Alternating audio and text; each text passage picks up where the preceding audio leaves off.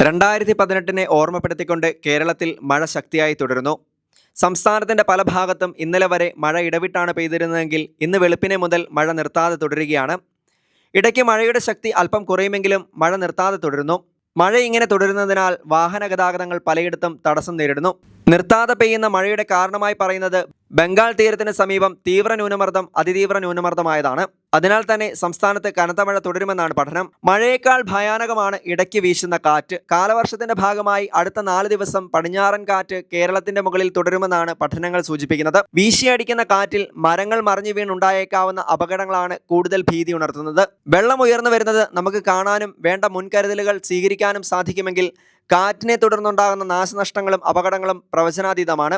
എല്ലാ അർത്ഥത്തിലും 2018 ഓർമ്മപ്പെടുത്തിക്കൊണ്ടുള്ള സാഹചര്യങ്ങൾ. കേരളത്തിലെ സാഹചര്യങ്ങൾ ഒറ്റനോട്ടത്തിൽ പറഞ്ഞാൽ കേരളത്തിൽ വരും ദിവസങ്ങളിൽ വ്യാപക മഴയ്ക്ക് സാധ്യതയുണ്ട് എന്ന് കാലാവസ്ഥാ കേന്ദ്രങ്ങൾ അറിയിക്കുന്നു. പുറത്തുവരുന്ന വിവരങ്ങൾ അനുസരിച്ച് ഇന്ന് ഇടുക്കി, കണ്ണൂർ, കാസർഗോഡ് ജില്ലകളിലാണ് റെഡ് അലർട്ട് പ്രഖ്യാപിച്ചിരിക്കുന്നത്. മറ്റെല്ലാ ജില്ലകളിലും ഓറഞ്ച് അലർട്ടാണ്. കണ്ണൂർ, എറണാകുളം, കാസർഗോഡ്, കോട്ടയം, തൃശൂർ, ഇടുക്കി, പത്തനംതിട്ട, പാലക്കാട് ജില്ലകളിലെ വിദ്യാഭ്യാസ സ്ഥാപനങ്ങൾക്ക് ഇന്ന് അവധി പ്രഖ്യാപിച്ചിരിക്കുന്നു. കുട്ടനാട് താലൂക്കിലെ വിദ്യാഭ്യാസ സ്ഥാപനങ്ങൾക്കും ഇന്ന് അവധിയാണ്. തുടർച്ചയായി മഴ ലഭിക്കുന്ന മേഖലകളിൽ ഉരുൾപൊട്ടൽ, മണ്ണിടിച്ചിൽ, വെള്ളപ്പൊക്ക സാധ്യതകൾ കണക്കിലെടുത്ത് അതീവ ജാഗ്രത വേണമെന്ന് കാലാവസ്ഥാ വൃത്തങ്ങൾ അറിയിക്കുന്നു. കേരള, ലക്ഷദ്വീപ് തീരങ്ങളിൽ മത്സ്യബന്ധനത്തിന് വിലക്കുണ്ട്. കേരള തീരത്ത് കള്ളക്കടൽ മുന്നറിയിപ്പും നൽകിയിട്ടുണ്ട്. തിരുവനന്തപുരം ഉൾപ്പെടെയുള്ള ജില്ലകളിൽ ശക്തമായ കാറ്റും മഴയും തുടരുകയാണ്.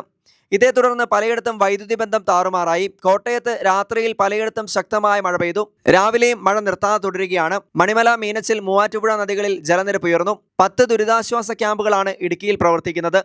ഉരുൾപൊട്ടൽ, മണ്ണിടിച്ചിൽ സാധ്യതയുള്ള പ്രദേശങ്ങളിൽ നിന്നുള്ള കുടുംബങ്ങളെയാണ് ഈ ക്യാമ്പുകളിലേക്ക് മാറ്റി പാർപ്പിച്ചത്.